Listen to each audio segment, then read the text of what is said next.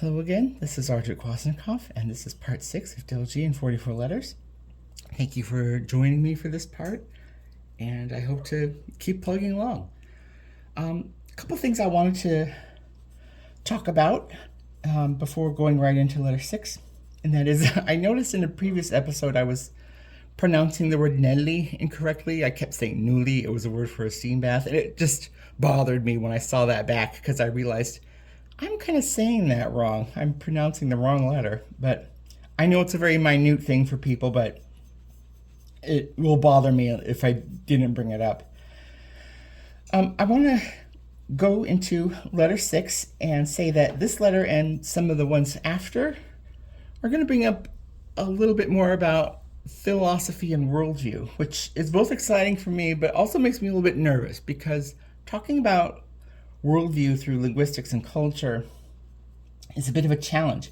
It can be very abstract. To put it short, it can sound like somebody is telling you that they're reading some living room decorations that say live, laugh, love. They sound just like very vague, flowery terms that seem like they have to do more with personal emotion than they do anything that is significant, and not that they're insignificant, but hard to relate to. Because as we are studying language through this series, we know that language is relative. So when we go into philosophy and some of these larger terms and concepts, sometimes it's hard to communicate because how people define things is different.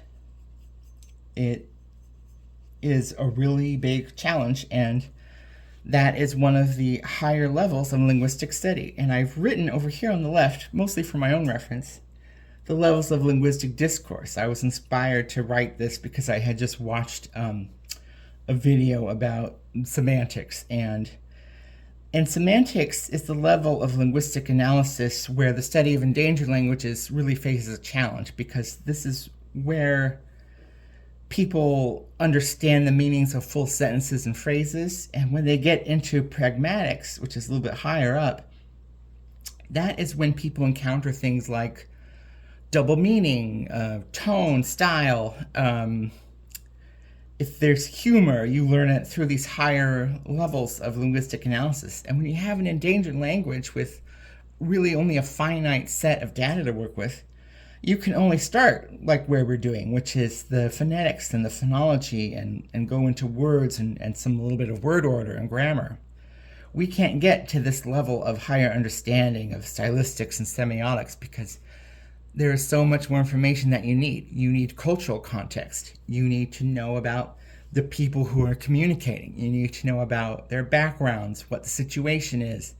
And without that living cultural aspect, you don't have that part of language. And so many people think that language is just words and talking and speaking. It's much more than that. Talking and speaking is how we articulate language, and writing is actually not inherent with language. There's so many languages that still aren't written in any way. And writing is a relatively new invention compared to the invention of language. And there is so much information about there about the history of writing and why it's such a new and different thing from language in general. And I really recommend that people do their own research into that, and also the levels of linguistic analysis. I try to make sure that I'm using terms and words that are a little bit more able to be understood for somebody who hasn't, like me, taken lots of linguistics and phonetics courses in the past. So the first thing I want to talk about with this next letter is its shape, which you can kind of tell. I've practiced it already. I'm at my inkstone. And the letter is called das. And the sound of das is the letter D that we have in American English. Da, de, do. And that's not really a challenge at all. And also, its symbol, its glyph, written glyph, is on the nose once again, like the last letter. It's a more literal interpretation. And the regular letter Das starts at the bottom, goes up into this first arc, and then like a flame, leaves a point, goes back down, and makes a second arc here that finishes a bit like a teardrop. And there is a lowercase version, and that is just the second arc, like this. Also a bit more of a teardrop. And that's the letter Das. And that comes from the word for fire, which is Delzhi. And I've written Delzhi here. And Delzhi is actually only one word for fire. It's a more general word that's a little bit more universal to all the dialects, not just here locally. But there are actually many words for fire, depending on the size, where they are, if they're in a lodge, if they're at a campsite. There's different words for forest fires. There's different words for individual flames, embers, burning ashes. Everything you can name has fairly significantly different words. And this is just a more generalized one, Das. And as we saw with the letter Ben, the word Das Keni, you can tell that that's a root in there. To the burning, the Dazi part, Idazi, is burning. And that comes from this word, Delzhi. And so going into the philosophical part of this, I have this little confused face here saying, why though? Because this is a question I get asked a lot. Why is it important to learn an endangered language with people who locally don't speak it, and so on and so forth? And the reason is, I don't know. It's just something that I personally am compelled to do because of the way that language marries so many facets of life. And down here, I've written the letter Del to represent language itself. So language is connected to arts and expression.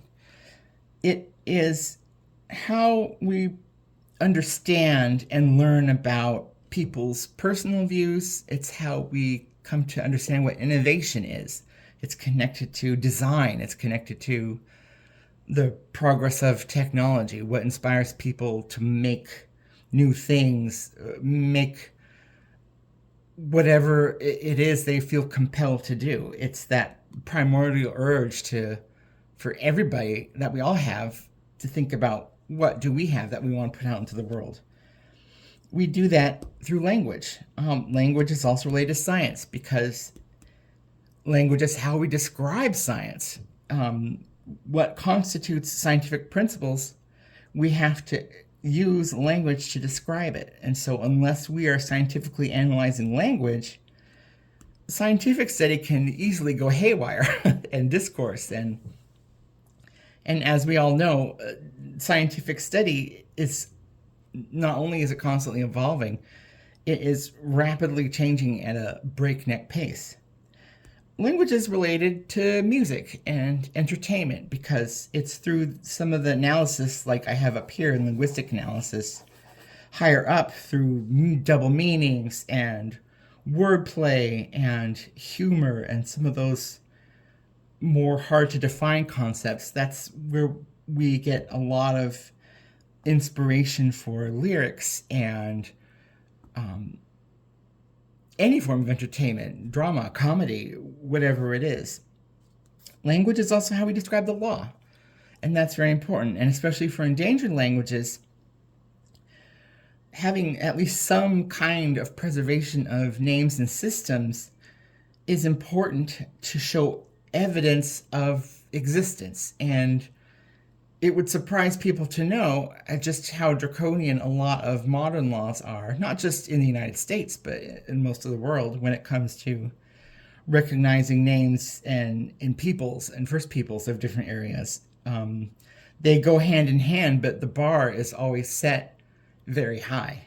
And it's also related to culture and archaeology, because without language, we wouldn't be able to make sense of or curate what these things mean and what they are. And one of the things I'm very passionate about is that the curation of artifacts should primarily be done by the first people of the area where they're from.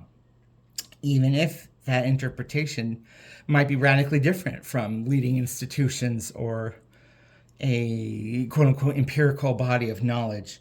That having that particular view and that unbroken connection is more valid than anything. And as we know, language is related to mathematics.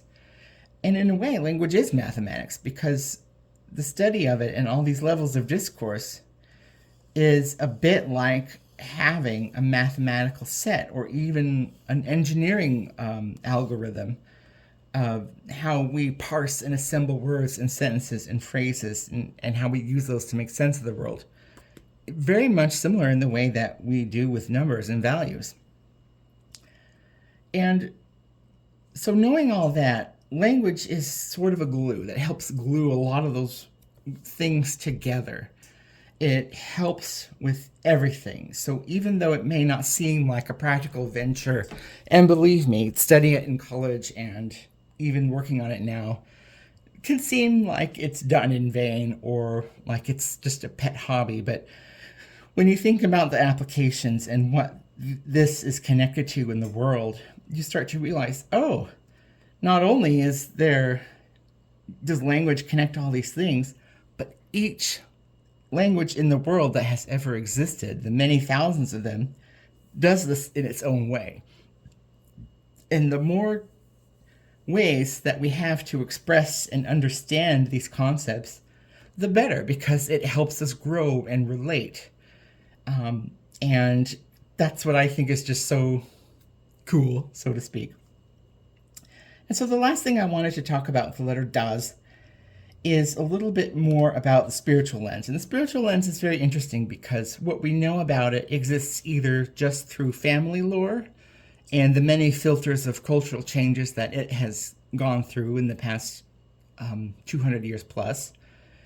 And comparing that to linguistic records, we can deduce a few things about quote unquote pre-contact spiritual practice through that evidence, but we don't get a full understanding of it. So when I talk about it, I'm mostly speaking through my own understanding and my own how I describe these things to people. I can't speak for everybody because this is a kind of one of those philosophical concepts. But the letter Das is interesting because it represents fire, and fire, as we all know, has a fairly universal meaning of transformation, change, energy. And it's a way for me to lean into talking about this stone, which many people from here will recognize. This is a very large piece of agate, and it's a local agate, which here always has this very yellowy orange amber color.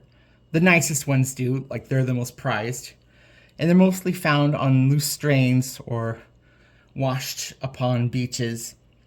And it's a pastime, and collecting them as a hobby, but it also has spiritual implications.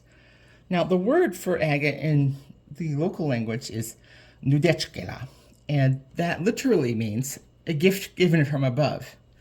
And I love to tell people that because the way agates are actually formed connects that lore to real-life earth science. Because many of the deposits that we have of this very silica-based glass-like stone were deposited by the volcanic systems that I had mentioned before with the letter Ben. And a period of eruptions that put in so much iron-rich silica-based mineral that we get agate from, that they actually came from above. And to me, that is a beautiful illustration of where those two things meet. One is very esoteric and artistic, the spirits, or the Denai, as I wrote over here, which are beings between, in my opinion, between spirits and between people that are connected to natural phenomenon, that they're gifts from them coming down. But then we also have the geological history perspective of these things coming down, being deposited through major volcanic blasts. And even though people may not have been around or existed at that time when a lot of that was happening, I still think it's a beautiful thing to think about, and to think about how language helps us meet those two seemingly separate things, spirituality and the science of the earth. And that's pretty much all I wanted to say about Delzhi. I kind of went over my time a bit, but I was really enthusiastic about sharing this one with you. So that's 6 letters down, and I hope that you will join me for more. Thank you.